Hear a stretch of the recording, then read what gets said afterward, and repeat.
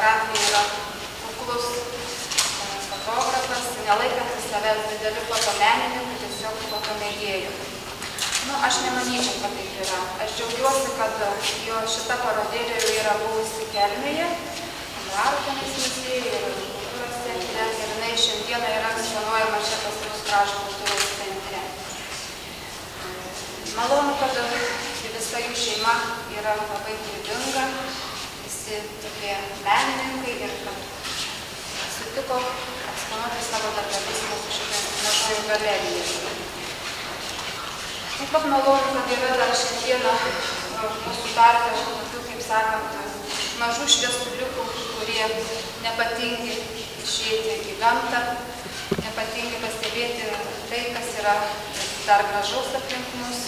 Šiandieną jo eksponuojamoje parodoje yra daugiau fotografijos, žmonių fotografijos, ne peizažai kokie tenais. Tiesiog užfiksuotos yra paprastos žmonių gyvenimo akimirkos.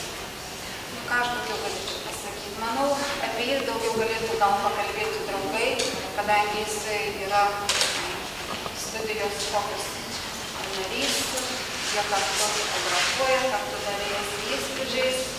Todėl norėčiau paprašyti galbūt iš daugiau kas dar tokį žodelį. Vladas. Gal Vladas? Kiekviena paroda tai yra įvykis, o ši paroda, sakyčiau, ir labai didelis įvykis, kadangi, žinot, kaip sakoma, savoj parapijoje pranašu nebūsi, bet Valdinas pabandė ir paroda tikrai labai įspūdinga, įdomi.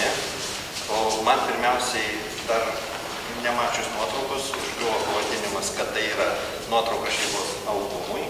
Ir gerąją prasme užkliuvo, aš turiu omeny, kad vis dėlto fotografija tai prasidėjo nuo paprasčiausio šeimos albumo. Ir tik paskui jį prasidėjo ieškojimai, menas ir taip toliau ir taip toliau. Tai va čia visos tos nuotraukos tiks bet kokiam šeimos albumui. Ir svarbiausia, kai jos nėra sausos nuotraukos, tai yra kiekvienam albumui, kaip ir būtų toks, kaip sakoma, tai įsiūminka pagražinimas albumo, kada nuotrauka, atrodo labai paprasta nuotrauka, turi savį kažką daugiau, turi kažkokį tai meninį užtaisą, tiesiog kažkokį tai emocinį užtaisą. Tai manau, kad Kražiškiai galbūt savo nuotraukose pažins kai kas ir kaimynus, ir galbūt ir save, čia man sunku spręsti. Bet paroda tikrai labai graži, įdomi. Aišku, apie Liną galima daug kalbėti, labai aktyvus mūsų fotostudijos narys, kartu keliaujam, kartu fotografuojam, kartu ieškom naujovių, kartu darom parodas. Taip pat Kamilė, irgi jaunoji fotografė, kuri anksčiau dar lankė, gal taip ne visai, gal neakivaizdžiai, bet lankė moksleivių fotostudiją, kada jį dar buvo, dabar jau ją nunaikino. Taip pat irgi taip pat seka tėvelio pėdomis, yra dalyvavusi konkursuose, į parodose, jau ir suaugusių ne rajone, bet respublikinėse konkursuose parodose. O ilgai, kad nekalbėti, nes nuotraukas reikia žiūrėti, o klausytis čia, ką aš kalbu, tai gal ir ne visiems įdomu. Tai aš norėčiau palinkėti sėkmės Linai, sėkmės Kamilei, kad ši paroda būtų ne paskutinė, kad ši paroda neliktų vien Kražiuose, kad būtų galimybė ją kažkur, arba tiksliau su nuotraukom, supažindinti platesnį žiūrovų ratą. Mes pasistengsim, gal pavyks Kelmėje, gal pavyks kur kitur rajone, nes nuotraukos yra tikrai tokios, emocingos. Arba dar, jeigu pasakyčiau, nerėžiančios akį, tokios švelnios. Sutinkat su tuo, kad nėra kažkas tai, kad labai, taip žinot, kaip dabar menas, tai žiaurumas ar kas nors, o toks jau vis ieško, kad būtų nenormalu. Čia labai tvarkingos, normalios, švelnios, gražios nuotraukos. Aš manau, kad užteks. Galbūt autorius dar keletą žodžių įdomu, tiesiog sužinoti iš vieno, nuo ko prasidėjo nuo pradžių pradžia. Kas paskatino tą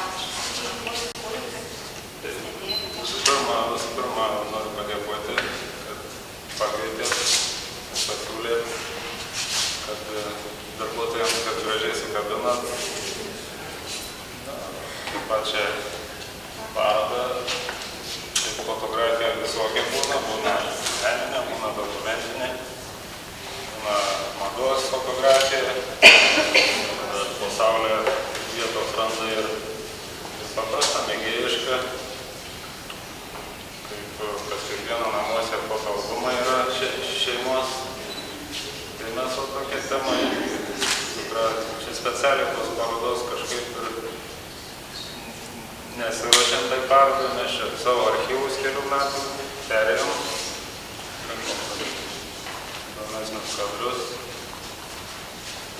Šiaip tai fotografuojam, jau aš nuo mokyklos su pertrauku, įstojau jau foto studiją mūsų, tada jau aktyviau. Pirmas fotografijos mokytojas buvo Jonas Lipskis šitai. Šiaip šitą parodą tikrai dar niekur nebuvo, tokia buvo kita paroda. Ten buvo nuotraukos, kurio nebuvo nei vieno žmogaus. Čia vėl atvirkščiai, kaip visose žmonės kitaip.